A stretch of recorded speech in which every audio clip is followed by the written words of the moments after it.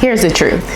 If you're a homemaker, then consider yourself the CEO of your family because you are a leader.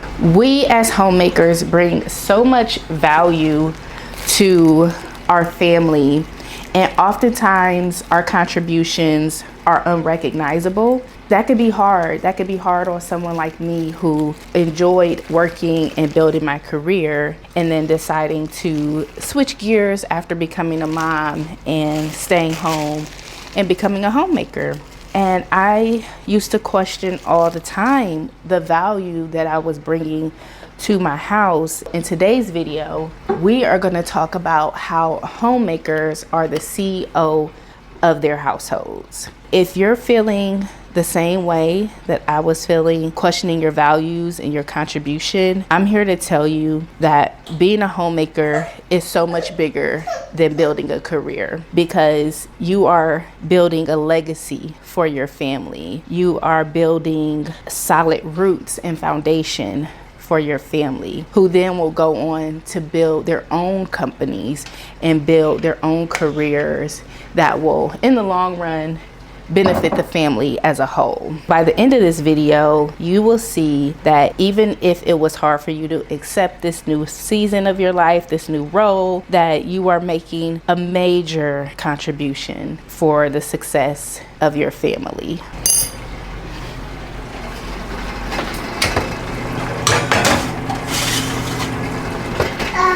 Hello world.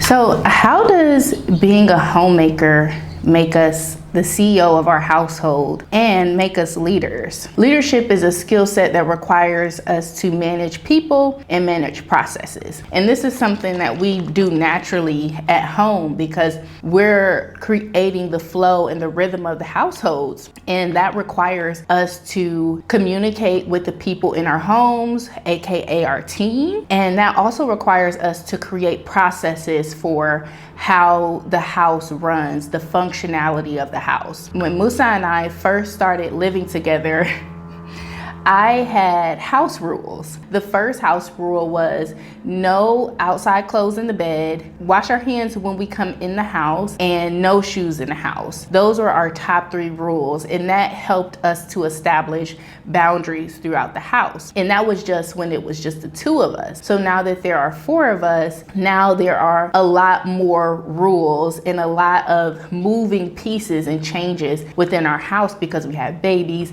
and as the babies grow, we have to adapt to how we function in the house. And so when we think about leadership, there are 2 modes of leadership, and we demonstrate both of these modes on a day-to-day basis. That is transformational leadership and transactional leadership.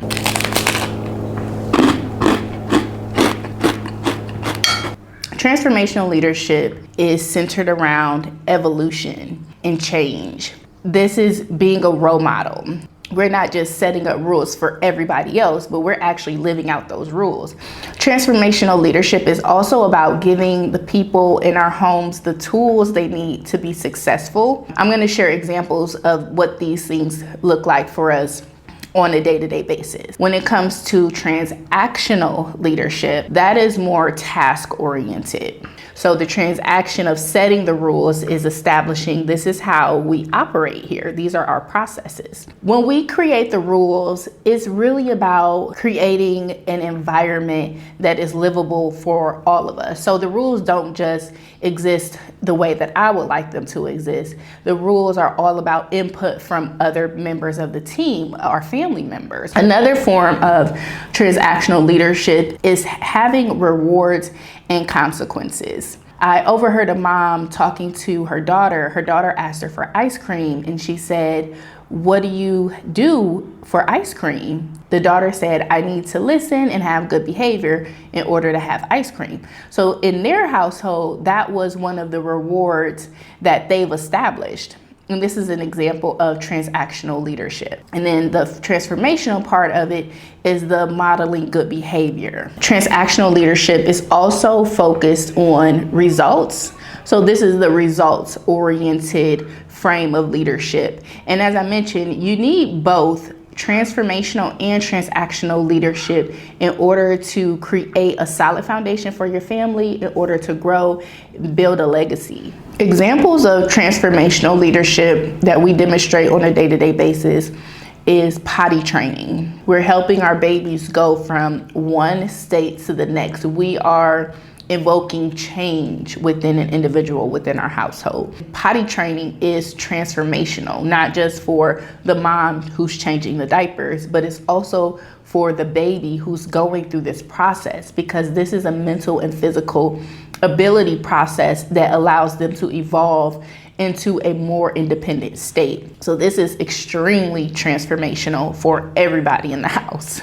Other examples of transformation looks like going to the library, going for walks, going to the park, eating a balanced diet of fruits and vegetables. These are all things that, again, we role model and we demonstrate for our children and our partners, because we want to create this healthy, well-balanced lifestyle. Some other really big transformational aspects to us as leaders of our household is affirming positive thinking and positive behaviors, demonstrating respect and good manners. And then other examples, also really huge for our household's growth and legacy building, is communicating our shared vision. Musa and I talk all the time, even in front of the boys. We talk about what our future goals are, what our plans are for educating them, what our plans are for helping them to have this solid foundation so that in the future, as they continue to grow, they are stable and they have sense of safety and security within themselves and within our family unit. And so we communicate about this all the time. That is very transformational, because we are aware of the state that we're in now, the current state of our family, and we want to communicate frequently about where we want to be, where we see ourselves going. So that is very transformational, and something that you all should be communicating about regularly is your shared vision and goals. And then seeing where there are alignments and misalignments so that you can continue to grow and be on the same page. Because again, as the CEO of your household, CEOs always need thought partners. They always need co-founders and leaders and people that are able to help them build up and grow this organization. Before we move into transactional leadership examples, if you're finding value from this video, like and subscribe and comment and let me know if you've ever struggled with questioning your own value as a homemaker, as a wife, as a mom, and if now hearing the things that I'm sharing helps you to see a lot more clear about how much value you bring to your family.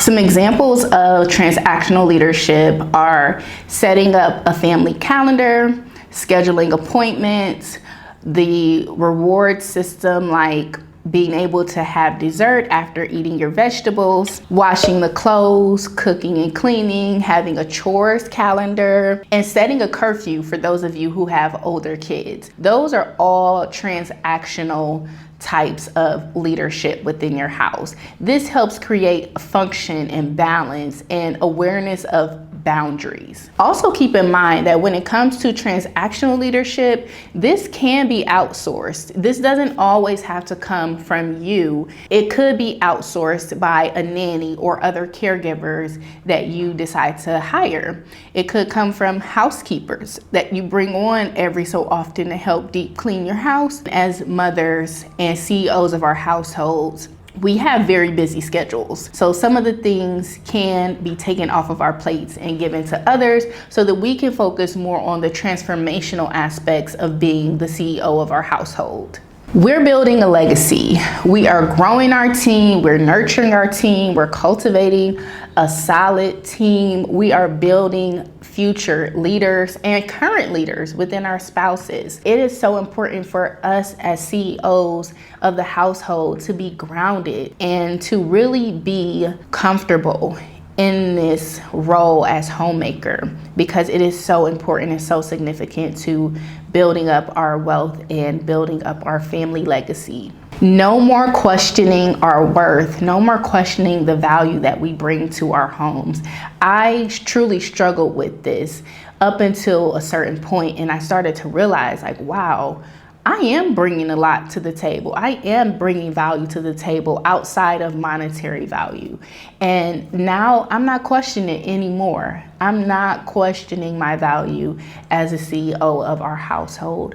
I am learning how to be the best CEO that I can. I'm learning how to create this environment of transformation, not just for myself, but for Musa, for Bamba, for Amit, for us as a team and family unit. That is so important for me right now. So I am a homemaker, and I'm happy about that. I've accepted that, and I know that the impact that I'm making on our family is extremely significant. Share some examples of how you are a transformational leader within your home and how you're a transactional leader in your home. I would love to hear about this, because this helps me to get new ideas on ways that we can do things a lot better, especially on the transactional side, because that really is all about organization. And I love me some organization and productivity hacks. So please share those with me and let me know if you are done questioning your value and contribution to your house as a homemaker. Until then, keep exploring, and I'll see you in the next video. Bye.